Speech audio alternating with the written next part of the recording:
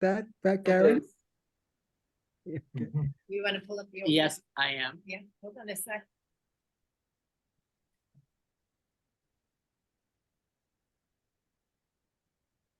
Since we all can't pray it on Zoom together because of the limitations of Zoom, I'll be the voice and you can pray it with me, please. God of justifying justice, we profess we are all made in your image and likeness. But we often don't treat each other with dignity and respect, especially sisters and brothers who are the descendants of ancestors brought to this land from Africa as slaves. Give us the wisdom to root out the tentacles of racism that pervade our social fabric, such as the unavailability of fresh food in struggling neighborhoods. There is no reason why every child in our nation should not have nutritious and sufficient food and chemical-free water, except for the insufficiency of our will and determination. So bless our gathering tonight. Raise our consciousness on this complex problem and guide us in promoting accessibility of good food, clean water for all our people. It is your spirit that has stirred our consciences to gather in your name, since it is your love, O Creator God, that continues to transform us so we can transform the world to mirror your kingdom. As we pray now and always in Jesus, our brother and Redeemer.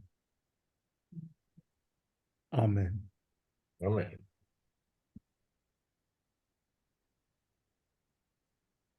So, Okay. Gary, I'm going to hand it over to you. All set, ready to go. It was back in August, actually, that we decided to do a session this fall on food deserts. And just in case, we weren't aware of what those are, not all of us were aware of what those are. We're talking about those areas, especially in urban centers, where there aren't enough food stores that sell nutritious food at affordable prices so that people can actually buy what they need. So the question was, why is that so? It affects a lot of African Americans. It also affects a lot of other economically poor people. Tonight we have a CNN report that probably has done a couple of, not CNN, CNBC, probably done a couple of years ago, but even just this past week, you might have noticed the news item. It was certainly in the New York Times, and there was something in other places about Target. Target's closing 7 stores through 4 states, and they give the reasons for it. I won't divulge those right now, but we'll see as we listen to CNBC. We're going to hear those same reasons coming up. And at the end of the video, there will be 2 questions that I'll suggest that we discuss. And then at the end of that tonight, we're not going to do the actual, we were thinking about doing an action, discussing what could be an action step, saving that actually for next week, because next week's program would be about what some people are doing about the situation. I thought it would require more than just, us brainstorming. It'd be good for us to see what some people are doing. So tonight we have this video from CNBC on why stores are pulling out of Black neighborhoods. In the midst of a worldwide pandemic and raging protests against police brutality, there's another silent crisis wreaking havoc on America's most vulnerable communities: food deserts. I think it's to our detriment. Like, the food deserts are killing us. If you go to the white people neighborhood, they got markets here, markets there. Access to healthy food is a racial and health equity issue. The USDA defines a food desert as an area where at least a third of the population lives greater than 1 mile away from a supermarket for urban areas or greater than 10 miles for rural areas. It is typically located in an area with higher levels of poverty where residents have limited access to healthy and affordable food. And many of these families also do not own a vehicle. So getting to a well-stocked, full-service grocery store on a regular basis can be very difficult. By these metrics, about 19 million people in America live in a food desert. And Johns Hopkins research shows that food deserts disproportionately affect people of color. Food deserts can be detrimental to its residents' health. I grew up living in a food desert myself in Baltimore. There were absolutely no grocery stores, pharmacies, or retail stores within miles of the area I lived in. We either ate processed food or we bought junk food at the nearest corner store. And well, with the combination of poor diet and other factors, the people in my household had chronic illnesses, and one even passed away prematurely because of it. The term food deserts became popularized in public policy around 2010 when Michelle Obama introduced the Let's Move campaign with the goal of eliminating food deserts within 7 years. So why are some of the biggest names in America's grocery store business refusing to set up shop in communities where there's not only a dire need, but a huge consumer base?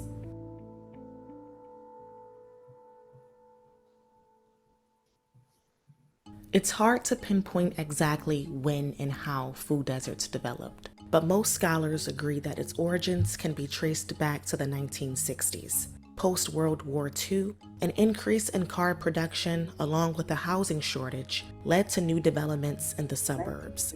In 1956, Congress passed the National Interstate and Defense Highway Act, and the interstate system was expanded by 41,000 miles across the nation. During that time, the number of supermarkets more than doubled from 14,000 in 1950 to 33,000 in 1960. In his book, The Color of Law, author Richard Rothstein explains how discriminatory housing practices dating back to the 1930s paved the way for a phenomenon called white flight, where middle-class white families moved to suburban areas. Many businesses, including grocery stores, followed suit, while African Americans and other people of color were often left behind in underserved communities. There's an increase in poverty in urban areas in the 1980s, with many industrial jobs leaving urban areas for rural areas and also for overseas. So these demographic shifts led to urban areas with extreme geographically concentrated social disadvantage. And in those areas of extreme geographically concentrated social disadvantage, investments are very sparse for both the public sector and the private sector. According to the United States Department of Agriculture, there were more than 6,500 food deserts in the U.S. between 2000 and 2006, and more than 60 of those were located in urban areas. Despite decades of awareness of the disparity in Americans' access to food, the problem still persists today, fomented by economic and residential segregation. So why have grocery stores, big and small, remained so resistant to invest in these underserved communities? There's increased costs for opening up a business in areas without a lot of existing investments in those communities. It's harder to secure loans, and there's higher insurance rates. And moreover, even if you account for average income of a neighborhood, it's harder to secure loans for businesses opening up in predominantly African American neighborhoods. And then trying to get big commercial developers to invest in underserved communities, that's even harder. The barrier to entry for small businesses in predominantly Black neighborhoods is not always an easy fix. Experts tell CNBC that economic development policies tend to not focus on areas with the highest need, but rather areas with the highest potential for growth. The American grocery industry is a roughly $700 billion business, with more than 41,000 supermarkets and grocery stores in the U.S. as of 2020. Walmart is a food retail juggernaut. The company has more than 4,500 stores in the U.S., and more than half of its sales come from groceries, $190 billion in 2019 alone. First Lady Michelle Obama is helping millions of Americans lead healthier lives, and Walmart is proud to partner with her in this effort. In 2011, the company announced it would open between 275 and 300 new stores in urban and rural food deserts, serving 800,000 people by the end of 2016. Walmart actually exceeded that quota, opening a total of 442 stores in a 5-year time period. However, during that same time frame, Walmart also closed some of its U.S. locations in low-income neighborhoods. In 2016, Walmart announced its plan to close 154 U.S. locations, and according to a report from the Washington Post, these closures disproportionately affected lower-income areas. Out of the 154 closures, 121 of the stores were in neighborhoods where the median household income fell below the national average of $54,000. Walmart declined to comment on the article. They took away Walmart and there was no warning or option.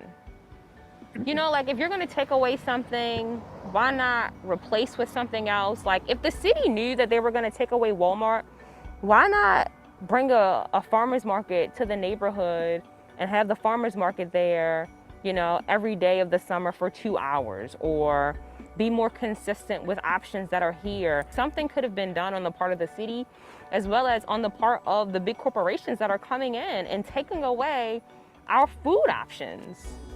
Kroger, America's largest supermarket chain, has also drawn the ire of some customers.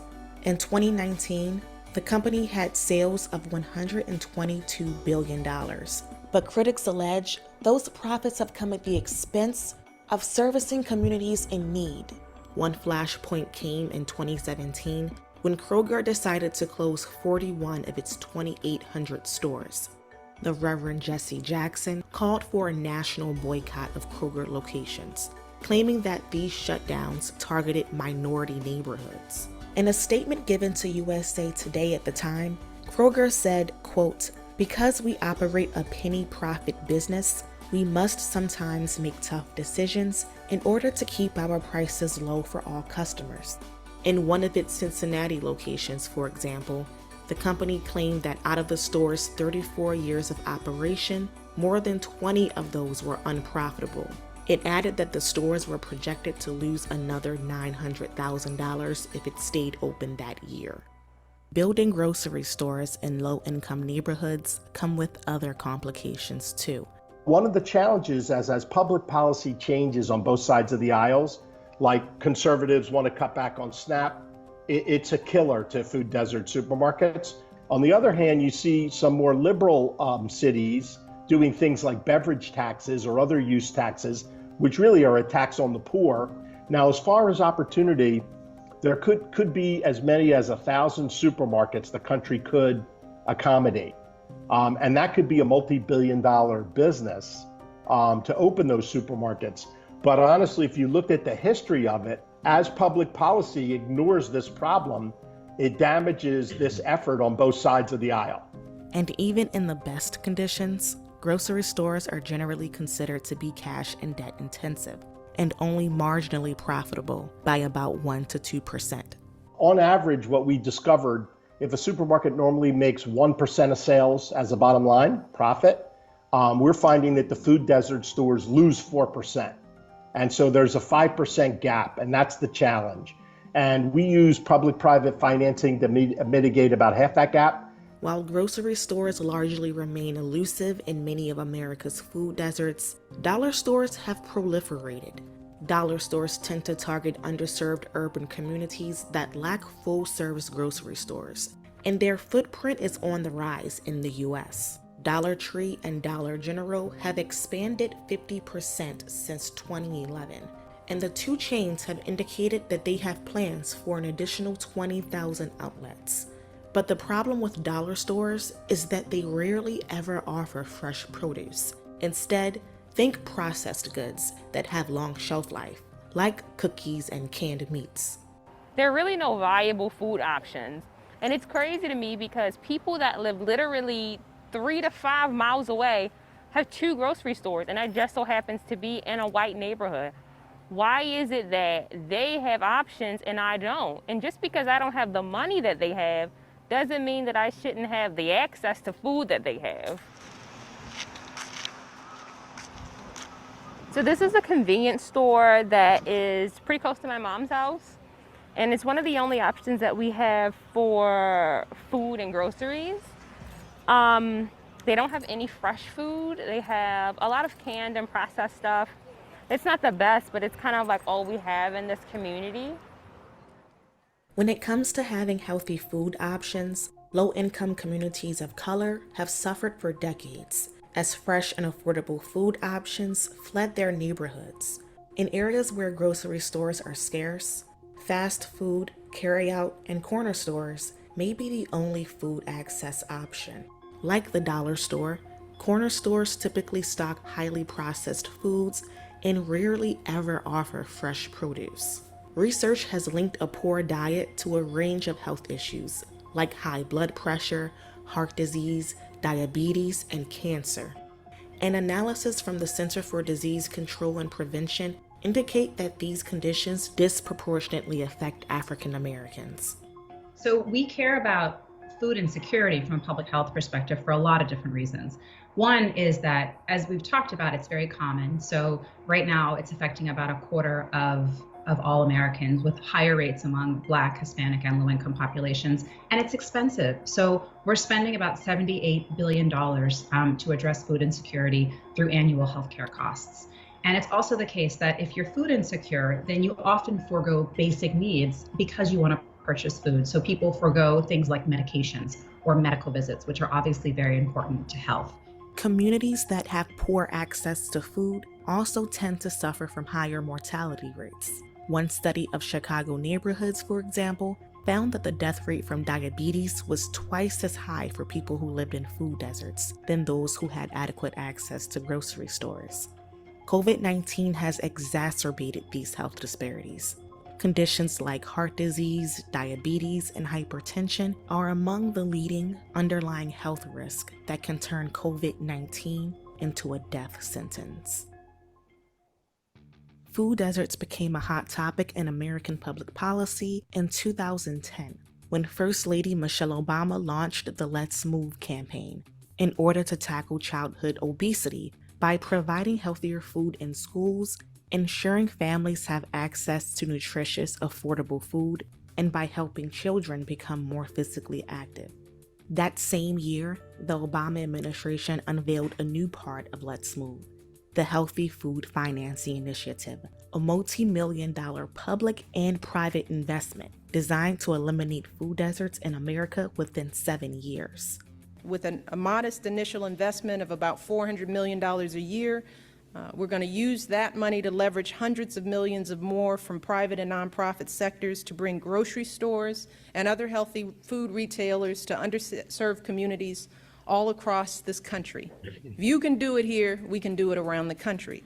As part of that campaign, Michelle Obama announced nationwide commitments from major food retailers like Walmart, Walgreens, and SuperValu to either open or expand 1,500 stores nationwide to help provide healthy, affordable food to millions of people in underserved areas.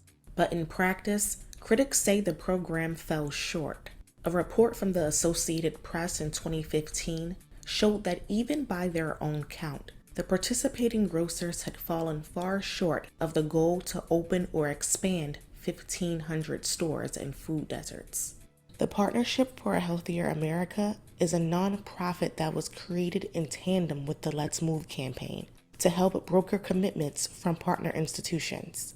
According to its 2019 progress report, 848 stores were built or renovated in food deserts by 2016, which was roughly half of that goal to open or expand 1,500 new locations.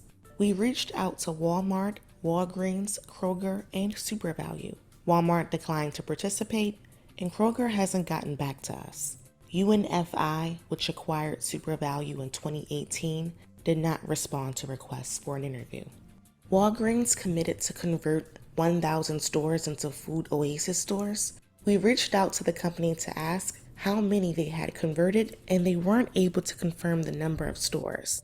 They did say, "We expanded our offering of fresh foods, including fruits and vegetables, at hundreds of Walgreens stores located in and around food deserts." The Obama administration also faced scrutiny in 2014 for slashing funding from the SNAP program, commonly known as food stamps. In 2019, the Trump administration also proposed cuts to food stamps. But after heavy criticism and a legal challenge, the White House decided to pump the brakes on this effort. Ironically, decades of research has shown that the SNAP program is one of the most effective tools the government has against food insecurity. A recent analysis from Yale suggests that allowing more SNAP recipients to turn to online grocery delivery could mean healthier options for households in food deserts. Nevertheless, the Let's Move campaign was a jumping point for the food access debate in America, and since then, policies have been enacted at the federal, state, and local level to improve poor food environments. Many states have made strides in improving food access in their own communities. For example, the Pennsylvania Fresh Food Initiative has provided $147 million in public funds and private investment to combat limited store access in underserved urban and rural communities across the state. The initiative created over 88 supermarkets and other fresh food retail across Pennsylvania. Other states have launched financing initiatives with the help of federal funding, including New York, Maryland, California, and Michigan, to name a few. Between 2011 and 2015, the Healthy Food Financing Initiative leveraged over $1 billion in grants, loans, federal tax incentives, and investments from financial, healthcare, and philanthropic institutions to finance more than 200 fresh food projects. Although federally funded initiatives have shown some progress over the years, some individuals are taking matters into their own hands. After experiencing food insecurity herself, Mary Blackford decided to build a food hall aimed at tackling food deserts in DC's most underserved communities. In Ward 7, there is not a lot of places to get the sort of foods that I need to nourish myself. So I found myself going across the city or into H Street corridor to get these groceries, but that was costing me $8 to $10 a Lyft ride or Uber ride one way. And I said, hey, is everybody dealing with this same issue? And I found that they were. And so I wanted to advocate more and more for how can we get another grocery store or some small market or something. But even with the rise of homegrown efforts such as this, nonprofit organizations say they still need more resources. Charity and food banks have a role, but we are facing a problem of tremendous scale. And the federal food programs are the tool that we have to address this program at scale. Some experts say that even if you open a grocery store in a community that technically qualifies as a food desert, the eating habits of its residents will not necessarily change. If you go back over the last decade or two, it's often presumed that food deserts exist because of, I'm an economist, so I'm going to use economics to frame how I think about it. They usually think that it's a supply side issue. Where's the grocery store? Why isn't a grocery store locating in this particular neighborhood? But that presumes the answer. There could also be demand side factors, factors on the individual level. In 2016, the USDA published a report suggesting that residents who live in food deserts still choose to eat unhealthy foods, even when given the opportunity to shop at a full-service grocery store. because of a variety of factors, including household and neighborhood resources, education, and taste preferences. Research out of Stanford University estimated that only about 10% of the nutritional gap between the rich and the poor is due to an inadequate supply of healthy food, and that 90% actually has to do with customer demand. But advocates fighting food insecurity in the US say that equitable access to healthy food options is non-negotiable. To think for half a second that people are willfully deciding not to eat or not to eat healthy is crazy. I think people think just because there's a McDonald's or a Popeyes, and those places, trust me, I love some Popeyes every now and then, but I have a choice. That fast food or fast delis are appropriate just makes me insane because it is just incredibly insensitive. Come and look. I have had grocery stores, I've gone into grocery stores in poor neighborhoods when the fruits and vegetables are brown like me. I absolutely believe we still deserve a choice. Another concern regarding demand, some residents are actually against the introduction of supermarkets like Trader Joe's and Whole Foods in their neighborhoods because they tend to lead to the gentrification of that area, a phenomenon where low-income residents are displaced when the monetary value of the community rises and residents can no longer afford to own or rent property.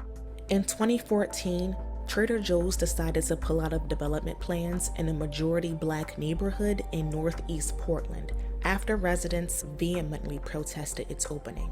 The Portland African American Leadership Forum wrote a letter arguing that a Trader Joe's would attract a non-oppressed population and further displace low-income and Black residents.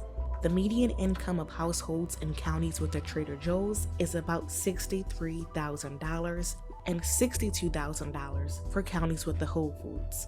A 2016 study by real estate site Zillow found a strong correlation between a housing market and its local grocery store. Homes grow more rapidly in value when they are in close proximity to a Trader Joe's or Whole Foods.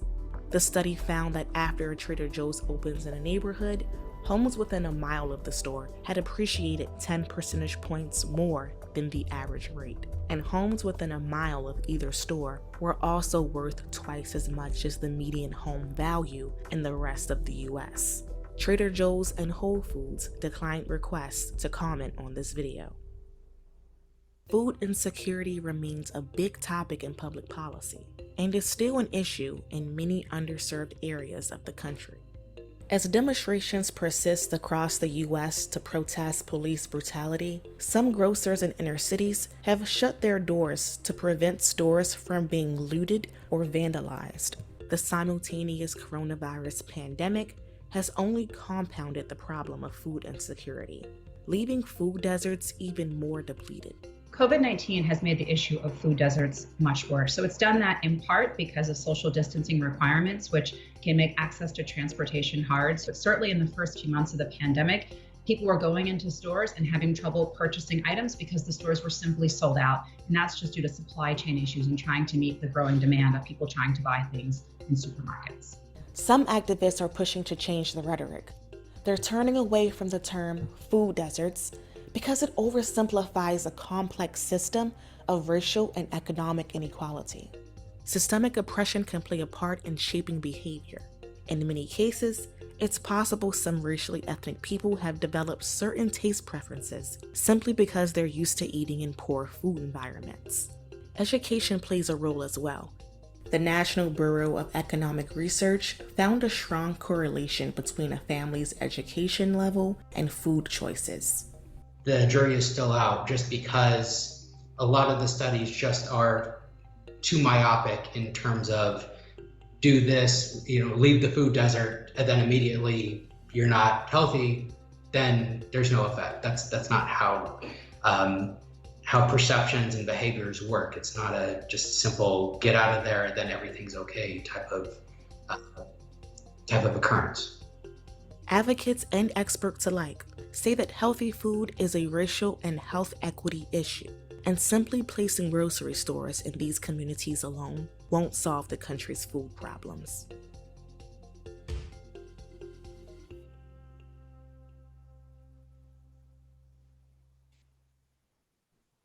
I think that's the end of the video. So I'm going to follow up on that article about the Target stores because it brought up something that the video did not bring up. They said that they were pulling out of 7 stores across 4 states because of theft. They said that that on average there's about a third of the merchandise is stolen by employees, and a third of the merchandise is stolen by what they called organized retail gangs. And then a third of the stuff that goes missing, I guess it's not all the merchandise, it's what goes missing. A third of what goes missing is due to error, in putting the labels on the food. They can't locate them after they put the wrong label on the thing or whatever. So that was their reason for saying that they can't afford to keep stores in neighborhoods where there's high crime. They also said that what was the other point I was going to make on that? They said that the stores they're closing are not in areas where the people won't have other supermarkets they could go to. So I don't know if that's true. They don't say where those places are. Now, we do have some questions, and I brought that up from Target because the questions will include 4 comments on the second question. So, John, can we see the questions? And we can discuss these all together. And they're not about Cesar Chavez. So they're and we're not going to say the prayer again. That was good though. There we are. So I'm just going to read the questions, and then I guess we'll go into talking about it. I don't have what time is it now? 7:36.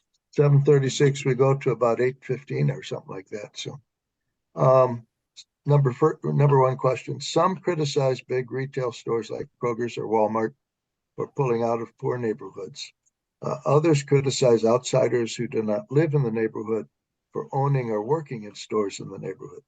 Do either or both of these criticisms have legitimacy? So you'll hear some in some of the videos I've seen. They were criticizing stores for moving in, something like this Trader Joe's or whatever, that weren't owned by local people in the neighborhood. So the second question, though, take a moment to read these 4 comments from the list following the video posted on YouTube. You can go back and find that YouTube video, by the way. And there's a bunch of comments, and they're all run along the same lines, which makes me wonder if they're not pinpointing something that they really see as the problem. Comment 1, as a Black man in Minneapolis, I don't blame the grocery stores, I blame the community who lacks this accountability. Comment 2, I worked as an assistant store manager for a grocery store chain. The store itself didn't do much business compared to other stores elsewhere. And I'm pretty sure the only reason it was built in that neighborhood was some cost benefit provided by the state. Theft was extremely high. Comment 3, years ago, I was a supermarket manager at a small chain. All stores experienced theft. The more urban store experienced twice the theft. And to add to that, the merchandise mix was poor in the urban stores. Doing business in the hood is a losing endeavor. Then this last comment. This situation reminds me when I was in college and I did research on the desertification of commerce in the center of our city, that because of violence and constant thefts, stores began to increase the number of security guards. But upon realizing how expensive it was to maintain compared to profits, many decided to simply close. When I presented these statistical data to colleagues, part of the class claimed that statistics were fascist tools, and what was happening was purely oppression of the rich over the poor. So those are some of there's quite a few comments after the video, but they all run along those lines. And so I would just suggest that we weigh in now. What do you think? Who is closer on target to finding reasons why there are food deserts? And then next week we'll be talking about what some people have done to remedy that situation.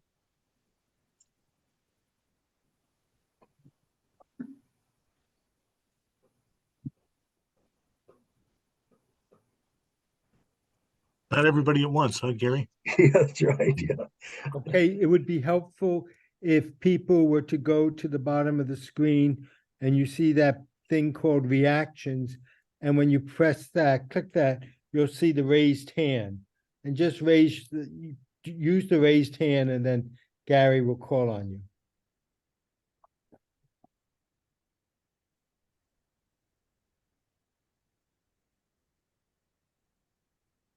Okay, Rodney has his hand up.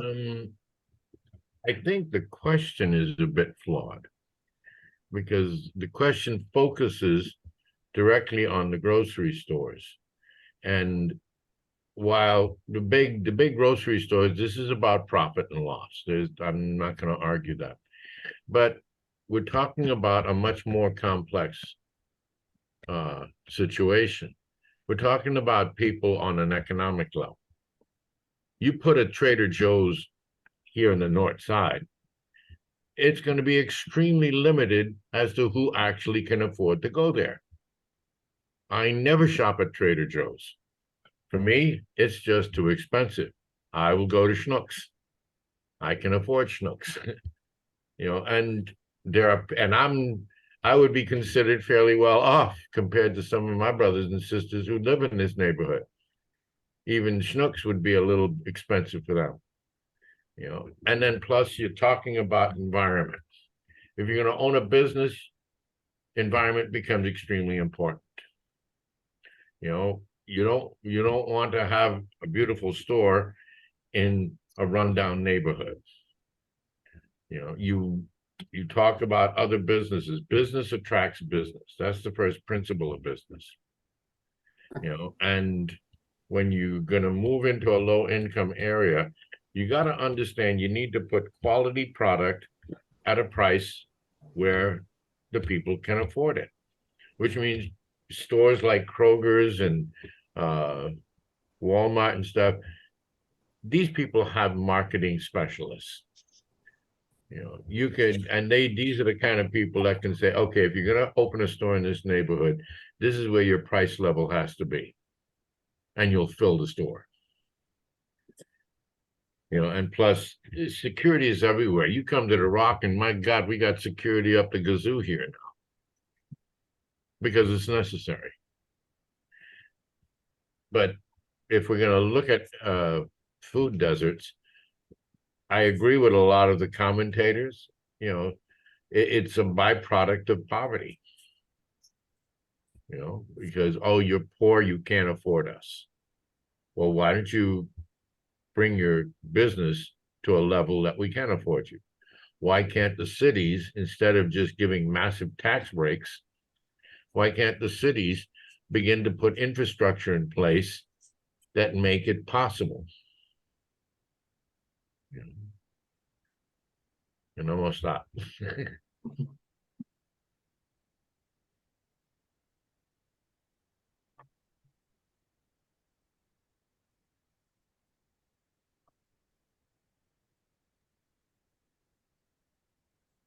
Any other thoughts? John or Diana? Okay, that was me. And the thing that struck me about this video that I hadn't known before was this 90-10 split. That if you solve the problem in terms of nutritional impact on folks who shop, you still have 90% of the problem. If you have the availability of the food, picking out food choices for a variety of reasons that they talked about, that's a whole level apparently different of the problem. And we know someone who basically had food choices that were not healthy, right? And he had allergies and other things to deal with. But I think that's a dimension that I just hadn't realized before. I hadn't thought about. Fresh vegetables might not get used. Now, on the other hand, I'm not so sure about that data, because I was at Casa Maria yesterday morning, A soup kitchen. and I volunteer there. Diana does, so had for a number of years. And food comes in from these grocery stores, the food that would go bad otherwise. And it is an enormous quantity of food. And fresh produce, like you wouldn't believe. Right. Too. So exactly. Stuff that I had to hold myself back from grabbing some. I mean, it really looked delicious. So the neat part of a place like Casa Maria is it takes food that would, there's more than enough food, right? That would normally get wasted, and it gets nutritional food to people who have trouble affording it. And they make family bags and do all sorts of things. It seems to me that if we could figure out a way to distribute what we're already producing and make it available, that maybe there's something to that, because the food is out there and we're not distributing. We do have some programs like that here in Southern Arizona, where I forget the name of it. Well, maybe Lydia or someone else could help me. But you can get 60 pounds of fresh produce that maybe isn't pretty, but it's perfectly good for $10 or something like that. There are some places here that attempt to address what John was talking about, besides just a soup kitchen. Thank you. How about Mark? You've got your hand up. I think we need to take more of an opportunity to approach these businesses by asking which two questions are they more interested in answering, and challenging them to do the good for those who are in need. And the question is, why do you want to be there? Why are you there? And of course, the main answer to that, we're here to make a profit. We're a business. We want to make a profit. We want to pay our employees. We want to increase ourselves, and we can only do that if we keep making profits. And so we go to where we can make a profit. And the second question is, no, I am here for what you might get out of my being here. Help them understand that aside from making a profit, why can't they also challenge themselves to be in a neighborhood for the sake of the people in the neighborhood, which means they're going to make less of a profit, or make very little, if any, profit, but doing something good for the people in that neighborhood. And because of the good that they do, that'll get around to many other people. Why am I here? For what I might get out of it, or for what you might get out of my being here? Thank you.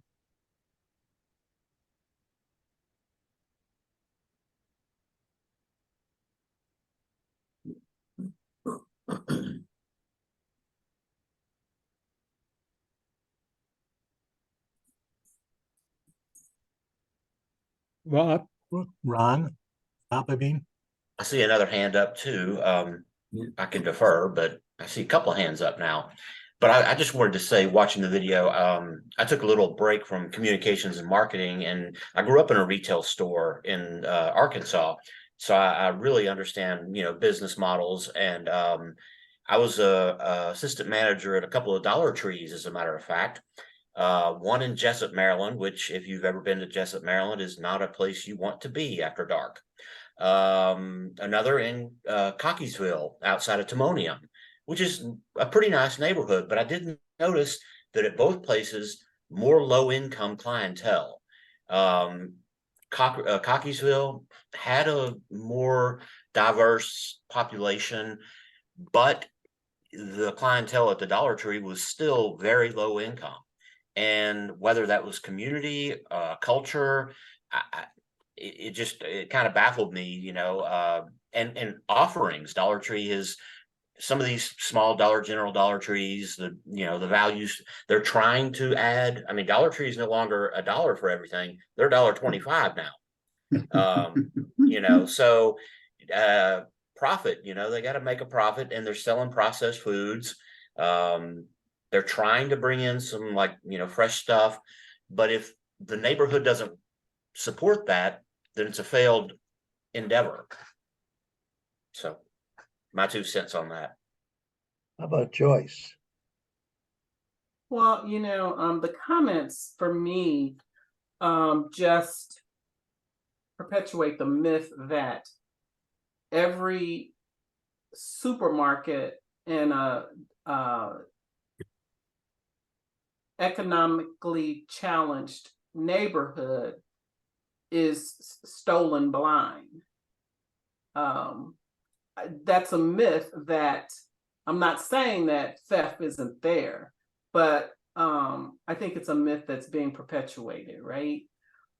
Because if Family Dollar or Dollar Tree can come into the neighborhood and stay, you know, a supermarket could as well.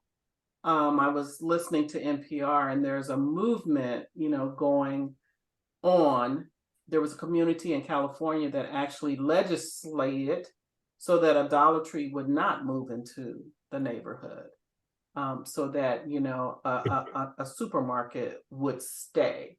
So there's a system in place where stores that sell the processed foods systematically go into economically challenged neighborhoods.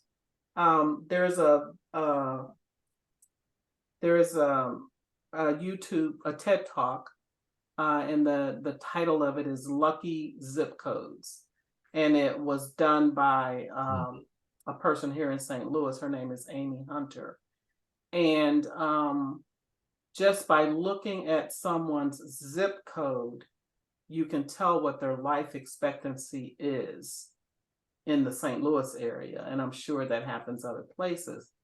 And I agree with, I think it was Mark that said, we should hold these stores accountable. And it doesn't have to be a super Walmart or, you know, but there's a way that we can fix the problem. And I don't want us to go away thinking that these stores are losing money head over fist and there's no solution, because there is a solution. Yeah. Anne? I'm your token Canadian tonight. I live on an island off the East Coast, and so the cost of shipping fresh produce, it's not an island that's food secure. We've made great strides in the last 10 years, but we're still not self-sufficient. And so the soil allows us to grow some root vegetables, but not a lot of other things. So there are all kinds of small micro farming initiatives that have really taken on. But the cost of shipping groceries to the island and the precarious nature of taking them by ferry really does mean that the poorer areas, certainly of this island, are very much there's a lot of prejudice against the poor areas, and the grocery stores do not go to some of our smaller rural areas or even the hub areas, because the poverty is considered to be a drawback. So and things like theft. Now, it's not inner city kind of thing, but there's there's this myth, as Joyce says, that theft is high. The stats don't bear that out, but it's one of the things that the grocery chains will pull out. One of the not untruths that they'll pull out to say why they can't go into some of our smaller areas. It's not that the profit margin is not there, it's that it's not high enough.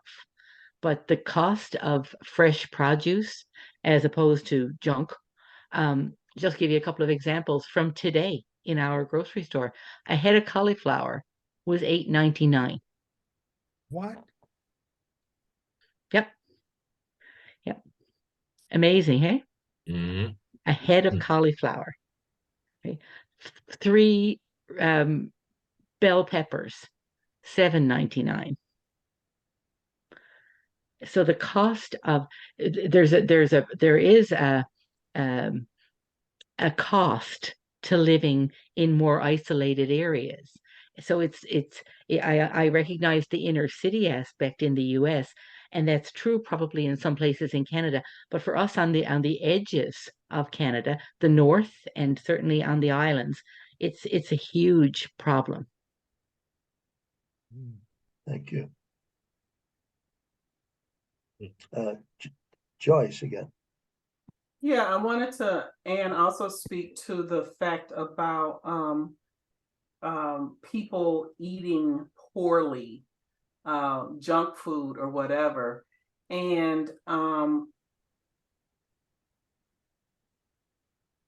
what I'll say is that when you're on when you have no money, right, you can't negotiate your rent, you can't negotiate the light bill, you can't negotiate the gas bill, but you can certainly buy ramen noodle versus sirloin. yeah, And in saying that, your palate then becomes accustomed to what you're eating. And so you migrate to that. Anyway, I just want to share that we're so used to pointing fingers and saying, well, if you wouldn't eat potato chips, or if you wouldn't eat, buy that $8.99 head of cauliflower instead of, so I just wanted to bring that out, that there's just so much that goes into this this food desert thing. Yeah. Thank you. How about Lydia? Thank you. I grew up with a poor family in a poor neighborhood, and the dollar had to go far. So what I saw is that transportation becomes a key item to get you to the places where you need to buy your groceries. So my dad arranged for a neighborhood convenience store that did offer fresh produce and meats to welcome his family there, and for the convenience store owner to give my mom a ride back home carrying all those grocery stores, so we could be able to manage. Well, as I grew up in that poor neighborhood, eventually we have, you get a car and you get to drive to a grocery store, a much bigger grocery store, and you look at the stuff that's available there. And fortunately, in that nearby grocery store, there was fresh fruit and produce, along with all the dry stuff. But we came to notice that it depended on if you went to the same chain. I grew up in Texas, and one of the big time grocery stores out there is called H-E-B. It's a local, large Texan type of grocery store chain. So if you went to my little neighborhood, you would find the products for much higher price than what you would pay in a more pricier neighborhood. So we were stunned. That was very interesting. Mm-hmm. So then my dad spent a lot of time going, from store to store to try and get the best price that he could find. Anyway, life goes on, and I started volunteering at nonprofit organizations, and some of them were food pantries. And what we learned, at least through the food pantries, is that, yeah, the food is made available to everybody. Whether you're poor or you happen to be a white collar that just lost your job and you need food to get by. But one thing that was implemented, especially here, there's an organization called Interfaith Community Services.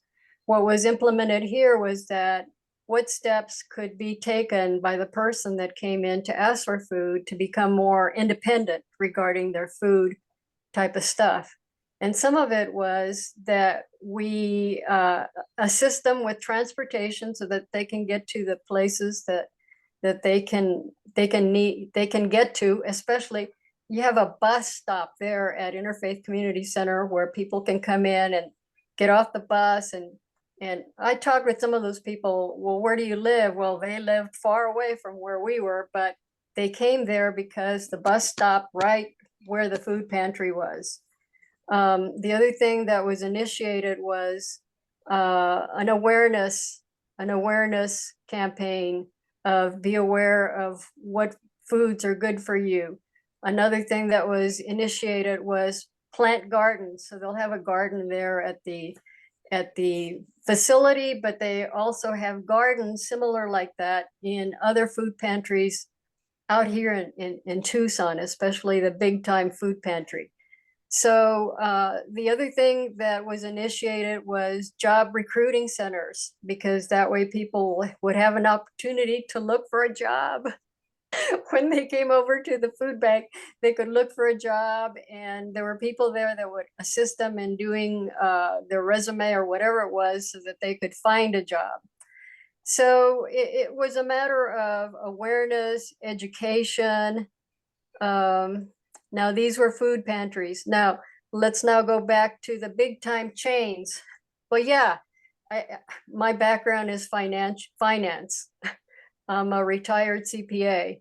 And yes, it's true. 1% that's even doing pretty good if the grocery chains can get 1% out of their supermarkets. And very little will make them go this way or that way. They sell in volume. And when you go to your grocery store, like I do, most of the stuff that's in the grocery store is all that dried, canned stuff. And then you go look at the fresh produce and the meats, and there's not too much space for that. And it depends on where you are. Like Ann Welsh was saying to us, if you're a remote location, the stuff is going to be a lot higher than where you'll find it in other large areas. So Texas happens to have a lot of agriculture. So we have food that comes and is grown in Texas along with meat and all of that stuff. But when we moved to California, the buying power was even larger because there are larger numbers of people that can buy this food, so the prices come down. However, then we came to Tucson. My goodness, it was hard to find anything at a reasonable price. So forget about that. You got to reorient yourself as to how you're going to pay for things. So it depends, it's a local issue. It's an education issue. It's an awareness issue. But I do believe that everyone should have the opportunity to get good food. They're going to need it for their health. And that's all I have to say. Thank you. Anybody else? Rodney? Just to piggyback off what Lydia, Joyce, and Ann was talking about, we run a food pantry and clothing pantry here at The Rock Tuesdays and Thursdays. The one thing I would challenge that report by CNBC is that people in the lower income, they don't know how to eat properly. And that's not true. We collect food from different organizations, the larger food banks. And whenever we bring fresh produce in, That's the first thing that goes. The poor know how to eat, but one of the big issues for us, and I think Lydia and Joyce both tapped on it. Well, yeah, they need a better job. Okay, they need a better job. Well, you also then got to provide daycare, because they can't go to work and not have daycare, and daycare is very expensive. So therefore, the job won't pay enough to cover the daycare, which means you can't go to work, which puts you in a catch-22. You know, because and you talked about, I mean, you're importing food. I understand that. When I grew up in the Virgin Islands, half our stuff was imported. That's why most people, the fast food restaurants, never could take off, because a hamburger was $10, and they said, I ain't paying no $10 for a hamburger. I'm gonna go down the street to Ma so-and-so and buy some chicken and fries. You know, and so we got to look at the entire issue. And I think that's what the three of you were kind of pulling it all together for me. It's like, yeah, it's the whole issue. You know, because I've seen unemployed auto workers come here. And trust me, when you see a young man, he couldn't have been more than about 35. And he was unemployed, he got laid off. Why does the day is long? And obviously his first time in a food bank, you know, looking for help. And God bless one of our men, he just looked at this guy and said, this guy is way out of his league. And he just went in and started talking to him, and this guy, you could see he was in tears. He said, I've worked all my life.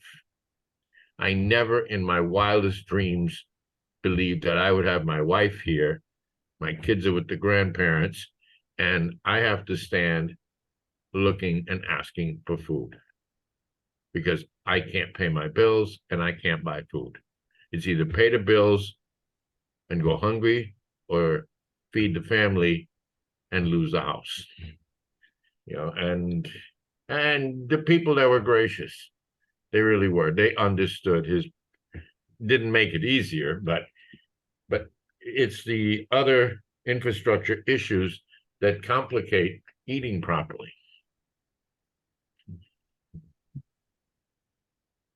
Okay, thank you. Lydia, do you have your hand up? No, okay. Anybody else? Okay, John. Yeah, I'd like to come back. I started thinking about my growing up, and hearing the discussion, I think that maybe we would be poor by this discussion. There are 5 of us boys, and growing up in an urban neighborhood, and my father had a car, sort of, right, that worked, and he took it to work, and that was it. If you couldn't walk to food, you didn't get food. And of course, 5 boys means that my mother was in big trouble because we ate like horses, you know, anything that was nearby. So I remember going to the store as we're talking and actually, you know, I lived on junk food. I was saved by Diana here. No junk food in this house. Not at all. I looked for it and it isn't here. But anyway, the point is, when it's available, do you go for it? Well, we could grow tomatoes, and we grew tomatoes and I think lettuce and some other vegetables. And part of the year in Ohio, you could really eat well. And we, as long as the garden lasts, we ate out of that garden. And I remember you could walk to where there were farmers who grew corn. And when that corn, we went and got the corn. So I agree with you. It wasn't a matter of not knowing what to eat, right? It was a matter of getting to something that was worthwhile to eat. So you made me all remember that. And so I appreciate it. Thank you. Thanks. How about Rob? Yeah, I can't remember who said it just a while ago, but about the Dollar Tree not being allowed to go into their neighborhood. That is a trend that I would, is an interesting concept. It reminded me of there's a YouTube video called Dollar General is Out of Control. And it's like a faux boardroom where these people are like in this, they ask this guy, okay, how many stores are we up to now? He's like, I don't know, they just keep multiplying. I think one just opened in the backyard here. The reason they're opening so many stores, the video talked on that, is because they have a price point. They can go into these neighborhoods. They know they're going to sell their not so healthy offerings and make a profit, more so than an Albertsons, HEB, a Kroger, or whatnot could do. So it's a very funny, but very not funny sign of the times that your dollar stores, your value stores are just propagating so fast. Whereas we need healthier options to kind of offset the non-healthy. So how about Joyce?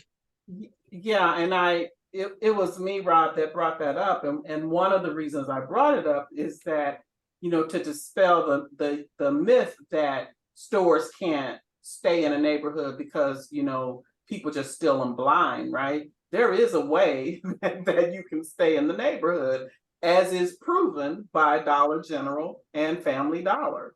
So that, yeah. We have Save-A-Lot here too. We also have 99-cent stores here that do sell produce, besides the Dollar Tree and Dollar General. Yes, Lydia. You're on mute. You're on mute, Lydia. Okay, sorry.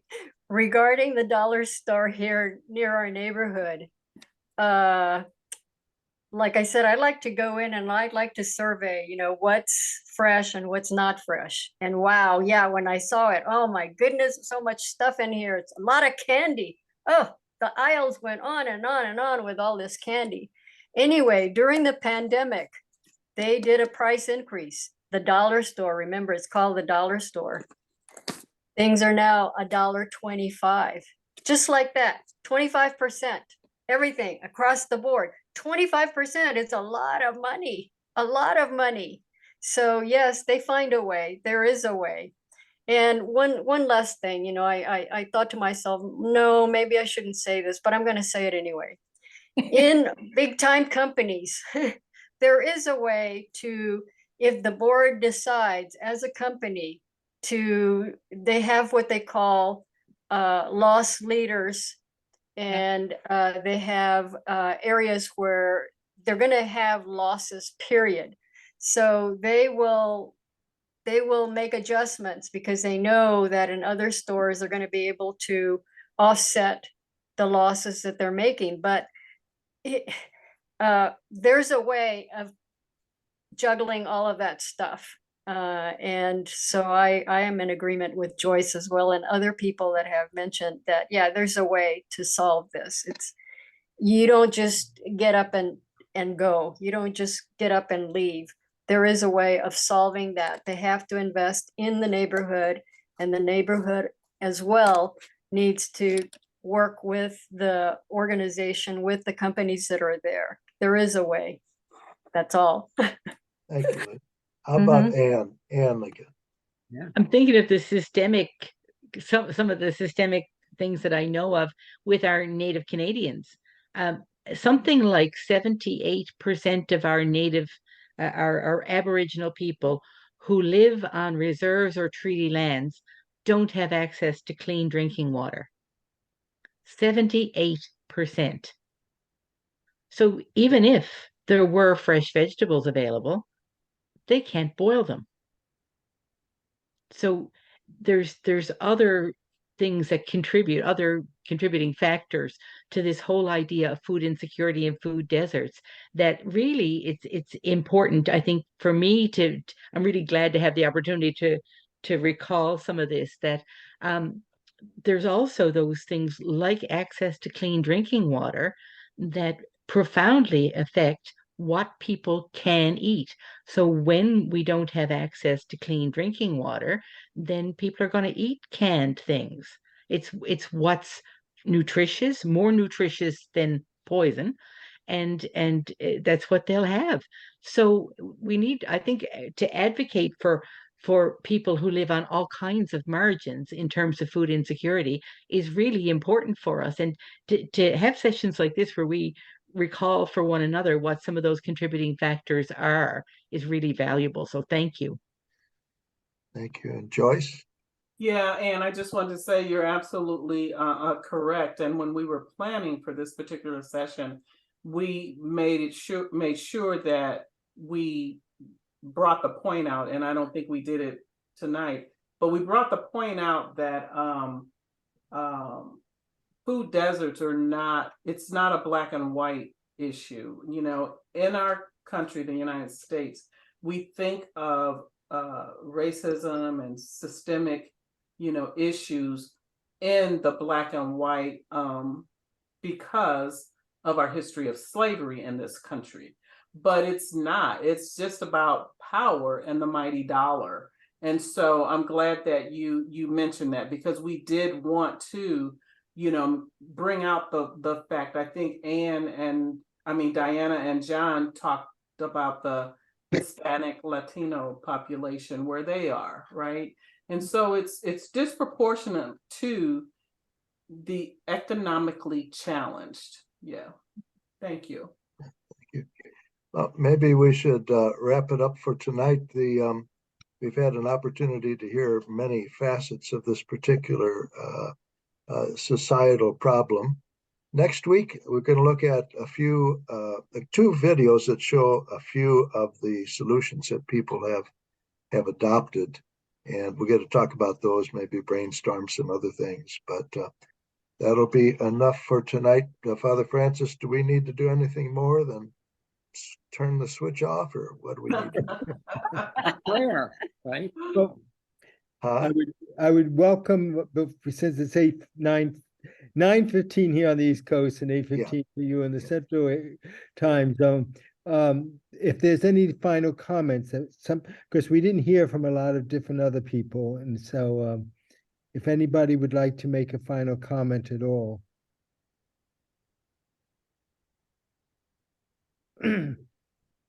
The only thing I would say is, I mean, not so much about this particular issue, is that, you know, we have a few new people here tonight, and just maybe reach out to some others if you know. Gilda during the chat said that she was going to invite people from CTU, I think. I don't know if that's going to be next week. I thought maybe she was going to try to do that tonight. I had thought that there were going to be about 30 people on tonight, but there were 33 who signed up, but that doesn't mean that there are 33 who clicked the link. So okay. We're happy for those that are here. That's right. Yeah. Well, thanks to everybody, and see you next week. All right. Thank you, All guys. right. God bless you. Good night, all. see you. Take care. Goodbye, Lucy. Goodbye, Lucy. Bye.